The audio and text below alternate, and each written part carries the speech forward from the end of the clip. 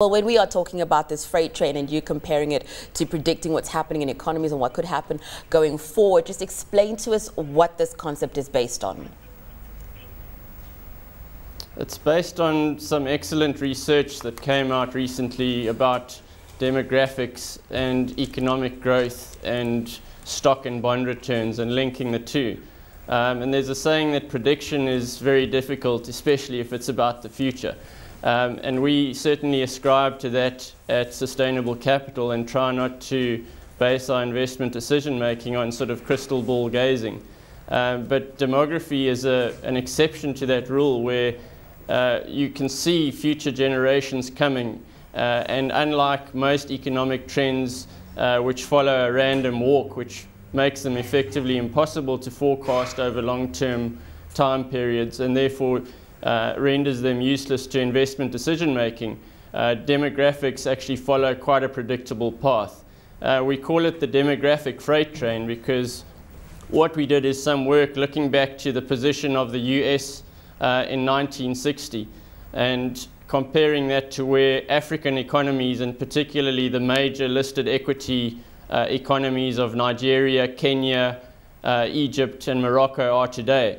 And what we saw was a striking similarity between the two. The freight train is basically the premise that populations where the working population, in other words, people between the ages of 20 to 60, are growing faster than the rest of the population should enjoy what's called a demographic tailwind in terms of not only economic growth when worker productivity peaks in their late 20s, but also when people start investing in the stock market in their 30s and 40s, that feeds through directly into excess stock returns in the long term. Greg, I want to ask you, so when you're talking about would this, for instance, if you're looking at the demographics, would this then influence in terms of marketing and looking at various sectors across African continents? You've talked about South Africa, Kenya, Nigeria. Would they be able to use this kind of research to then be, determine which sectors they should be looking at growing? Absolutely. I mean, if you look at the typical life cycle of the baby boomers in the US, which was the peak of people who were basically born after the Second World War and then effectively came through like a wave through the US economy starting in 1960, 70, 80, that fueled immense demand in real estate, in consumption when let's say children and teenagers move into their productive years as workers in their 20s, there's a major change in their productivity because in economic terms, children and teenagers aren't productive and neither are retirees. But when those teenagers start their first jobs, buy their first households, get married, buy cars, borrow money, that has a major multiplier effect on the economy. And that's where the study found that, the relationship between real per capita economic growth in GDP and demographics peaks at when the population has a bulge in the late 20s and early 30s. So and so you can read through in terms of implications for stock selection. And we prefer to follow a bottom-up approach where we would compare, say, a steel company in Egypt to a bank in Nigeria, regardless of which sector they're in. But as part of that company analysis, obviously, you don't want to be surprised by unexpectedly high demand. And the evidence that we're seeing at a company-specific level from the work that we're doing in African countries through management interviews, site visits, due diligence on the company, is that particularly in selected real estate companies, commercial banks, given where valuations are now and the demographic tailwinds that those companies are likely to benefit from, there's some very interesting opportunities. Greg, I want to talk a little bit about that. When it comes to companies, how would companies then use this research? We've talked about how economies overall would be able to benefit from this kind of research, but how do companies then, when it comes to strategizing how they go forward, how would they be able to use what you found?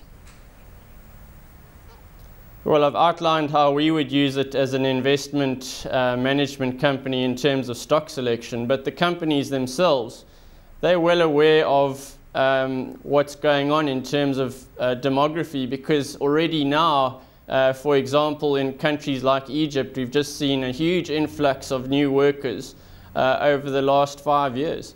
And the same will apply in Nigeria and Kenya going forward the next 10 years. And companies on the ground are seeing that in their demand, whether they're selling cars, whether they are selling houses, whether they are extending loans to consumers. They're seeing that evidence in their day-to-day business. So they have to plan, obviously, for CapEx in the future. They have to plan for the long term.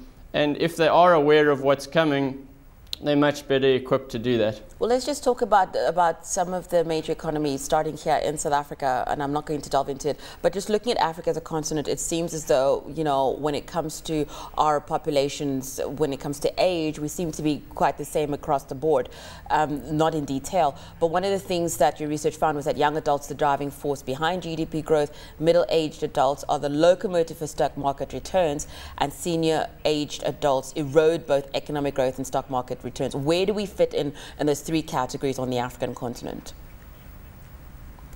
Most of the African countries are quite exceptional in that regard, in that they've got, if you think of the age categories, they're peaking in the young age category of 0 to 20 years, which gives us good visibility going forward that they're actually in the most favorable position in terms of economic growth on a real per capita basis, which means adjusting for inflation.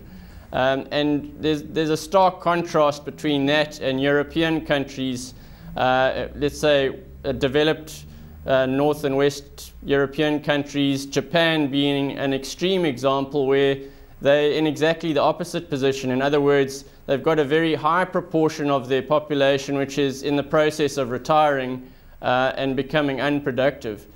So Africa, in that respect, is extremely well positioned. However, what we should say is, in terms of a health warning, is that this can be an opportunity as well as a problem for a country if it has a whole lot of new young workers.